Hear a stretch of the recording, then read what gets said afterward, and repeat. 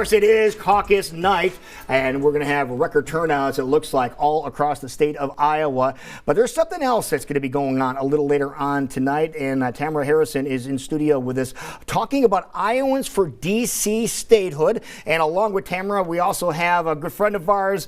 He is a senator. He is Paul Strauss. Good to see you again. You've been here talking about this in the past, which is really cool. And also Kent Balducci, he's a board member that's trying to get this all taken care of as well. But Tamara, let's start with you. Why in the world did you come up with this and try to get the foundation going?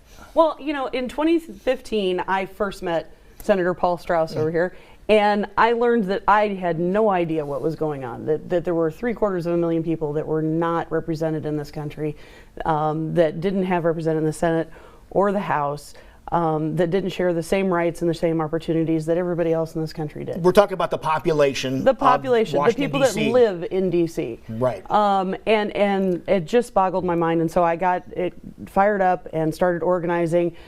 We've now become a 501c3 this year.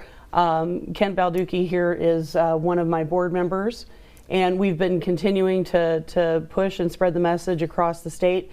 And in fact, we have people turning in resolutions from Sioux County to Wenatchee County to Lee County to Page County and everywhere in between tonight at their caucuses to support D.C. statehood. Now, Senator Strauss, I want to talk to you about this. When Tamara first started talking to you about this, what type of information were you relaying to her? Well, American citizens, they live in the District of Columbia, they pay taxes, they serve their country in the military, they work in government, they have all of the obligations that a citizen has, but they don't have the rights. They get to vote for someone like me as a shadow senator. There's a non-voting delegate to the House. But when it comes to the meaningful issues of the day, we're not represented. It's classic taxation without representation. Really? And we're trying to change that. And of course, we're here because Iowans have a special role in our democracy. They take that role seriously, and now they're working to help expand our democracy to the American citizens who live in the nation's capital that don't have the same democratic rights that they do. Well, Ken, why was it important for you to get on board with this? Well, this is probably one of the many reasons why the Iowa caucuses are important nationwide, is because we do care. We take our national politics seriously. The rights of, as Tamara said, 750,000 people to be represented in the Senate and in the House. One of the anomalies that struck me is that someone charged with what would be a state serious misdemeanor level crime here in Iowa, it's a federal crime. They can be removed to a federal facility for holding across the country. It makes absolutely no sense. And that's just part of the rights that are denied citizens of D.C. Well, now, Senator, you said you were a shadow senator. Well, it's kind of explain what that is. It's kind of a nickname, but shadow senators come from the old British Parliament. The senators in waiting, the opposition government in waiting would be sometimes called shadow ministers, shadow foreign secretaries. So it's an old term, but what it means essentially is that D.C. residents vote for me, but when I go to the Senate, I can't vote for them. See, that's mind-boggling. I bet you there's a lot of people out there have never heard this before. There are a lot of people that haven't heard it, but more and more people have heard about it, and when they hear about it, particularly here in Iowa, thanks to the great work of Kent and Tamara, they're doing something about it. So it means so much to us back home in Washington to have Iowans coming tonight to caucus for us as well as their favorite candidate and get these issue resolutions passed, because it raises important awareness about something that most Americans don't know enough about, but should. Okay, Tamara, what can people do tonight? You know, this is, we're in the middle of Iowa. How can we make a difference on the East Coast? Well, tonight what we're doing, anybody in Iowa who's caucusing tonight, please go to IowansForDCStatehood.com, click on the Caucus 2020 tab, and you can download pre-printed, ready-to-go resolution. Okay, is that what I have here? This pre-printed resolution here? Yep. Okay. Yep, on the back side, it'll actually be filled in here. It has all of the information to turn in, so it's ready to go. You just sign it, and it's supporting the folks in D.C. And one of the things I want to mention, Iowa has a history with this. In 1978, they passed an amendment to give representation to D.C. Iowa was one of only 16 states to ratify that amendment.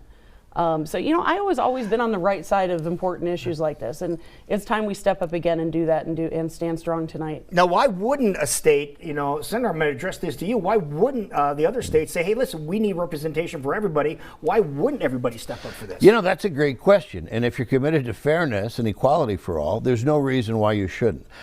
Sometimes people worry about what kind of senators we might elect, what party they're going to be from, whether they're going to vote a certain way. That's not what America is about. Everybody deserves a voice, and in reality, if you care about democracy, you should want democracy to work for everybody. Now, if the end goal is achieved, what will the end goal be? We take the capital of the United States, and we have an existing federal district now, and that remains a federal district. But the rest of the territory, where a population lives greater than other states, Wyoming, Vermont, for example, gets admitted as the 51st state. Okay, so we would then say we have 51 states. We would have 51 states. We would have 51 stars on our beautiful flag. So we'd add a star too? And it looks, the flag looks just as nice. Okay, this is the 51-star flag on the logo? Most Right people there. don't even catch it. I didn't even notice that. Yep. How about that? The flag won't look any different, but it will have a deeper meaning because all Americans will finally be represented on it. Think how hard it is for me as a resident of Washington, D.C. to see our symbol of national unity, but for us, it's a symbol of our exclusion because there's no star on that flag for us. Wow. Now, Kent, later tonight, when everybody's out caucusing, you guys going to be out in force, or are we relying on people to download the form and come to the caucus with the forms? Well, it's going to be a combination of both. Obviously, we don't have enough feet on the ground to cover all the caucuses. So anyone and everyone that takes the opportunity to download the form, it'll be a great assistance to this movement and to us. Those of us that are on the board and that are involved will be speaking up at our respective caucuses. All right. And Senator, how soon, how quickly can something like this be resolved? What does it have to go through, just to give people an idea of how long of a process this could be? Well, hopefully not much longer. There's a bill right now in the House of Representatives.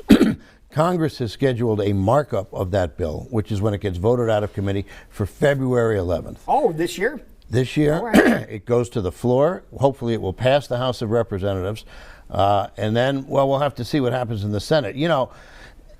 The Senate hasn't exactly done a great job of passing a lot of bills this year. So, I was going to say, if it gets to the Senate, then you can vote for it, but no, you can't. Right, yeah. Not only I can, and frankly, let's face it, most senators haven't been able to vote on a lot of legislation because of the way things have been going these days.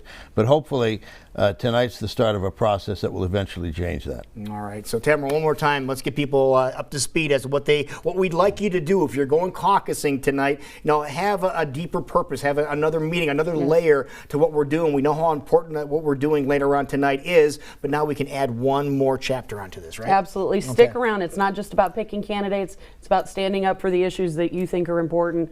IowensForDCStatehood.com. Click on the tab, Caucus 2020, download it, take it with you. And there it is. Thank you so much for coming in and explaining this. Again, it's hard to fathom that we have 750,000 people that don't have proper representation, but we can start to fix that right here in the state of Iowa. Senator, thank you so much for coming in. Great to see you again. Lou. All right, buddy. And Ken, thank you for being here. Tamara, pleasure as always. Always. Thank you so much. Thank you. We will